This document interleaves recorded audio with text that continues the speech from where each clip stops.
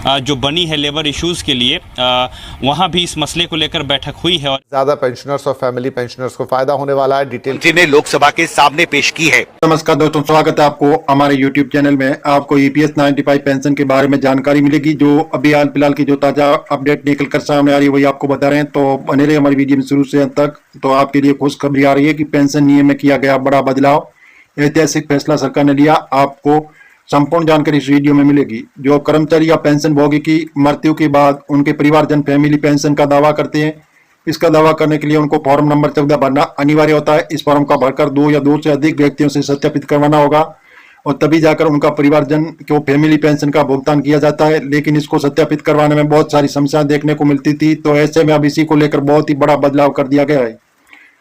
जी हाँ दोस्तों, जो EPS 95 पेंशन धारक है उनको अभी अभी पेंशन भोगियों के लिए ऐतिहासिक फैसला सरकार ने लिया। आपकी जानकारी के लिए बता दूं कि पारिवारिक पेंशन का दावा करने के लिए फॉर्म नंबर 14 का उपयोग किया जाता है, जिसमें आवेदक को अपनी व्यक्तिगत जानकारी, परिवार के सदस्यों की जानकारी प्रदान करनी होती है। और फॉर्म नंबर 14 जैसे पारिवारिक पेंशन के दावे के लिए आवश्यक दस्तावेजों में से एक है। ये फॉर्म सरकार को आवश्यक जानकारी प्रदान करता है जिससे वह सुनिश्चित किया जा सके कि पेंशन सही व्यक्ति को दी जा रही है। इस फॉर्म में आवेदक संबंध में विस्तृत जानकारी होती है, जिसमें आवेदक का नाम, पता, पेंशन प्राप्त करने का अधिकार और सत्यापन की जानकारी शामिल होती है। अब तक पारिवारिक पेंशन का दावा करने के लिए फॉर्म होता है, वो अपने निवास स्थान से दूर यात्रा करने में सक्षम नहीं होता। इस प्रक्रिया में काफी कठिनाइयों का सामना करना पड़ रहा था। इसके अलावा 2 सम्मानित व्यक्तियों को ढूंढना एक चुनौती होती थी।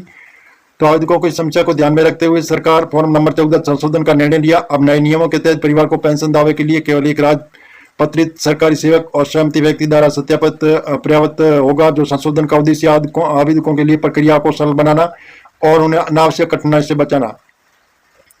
पहले यहाँ 2 व्यक्तियों का सत्यापन की आवश्यकता थी, अब इसे घटाकर केवल एक व्यक्ति कर दिया गया है। यह बदलाव आवेदकों को अधिक सुविधाजनक और सुगम प्रक्रिया प्रदान करेगा, जिससे वे आसानी से पारिवारिक पेंशन का दावा कर सकेंगे।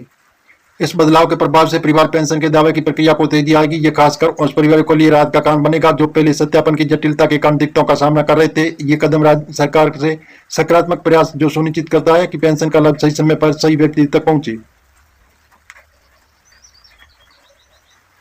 जी हाँ दोस्तों, हम मीडिया आधारित आपको बता रहे हैं, सरकार से अभी हाल फिलहाल ऐसी घोषणा नहीं हुई है। आप ऑफिशियल वेबसाइट पर जाकर इसकी जानकारी ले सकते हैं और मिलेंगे नई जानकारी के साथ। नई और पहली बार तो चैनल को सब्सक्राइब कर लीजिए ताकि इस प्रकार की नई जानकारी सबसे पहले आपको मिलती रहेगी।